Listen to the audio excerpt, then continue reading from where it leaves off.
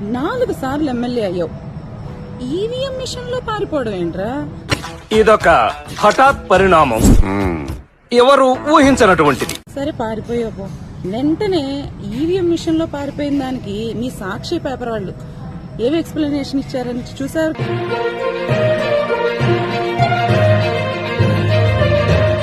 పిల్లి నిజంగా పాము ఉంటే నువ్వు ఈవీఎం మిషన్ పగలగొట్టగానే పాము రావాలిగా. అక్కడేమో పాము కనపడదు. మీ జగనన్న తలకి దెబ్బ తగిలితే దెబ్బ కనిపించదు, రాయి కనిపించదు. ఎందుకు సార్ పాతగాయని మళ్ళీ రేపుతారు? ఎంత ఆనిముత్యాలున్నారేంట్రా బాబు? అంటే జనాలని ఎంత వెరివాలం చేస్తారు.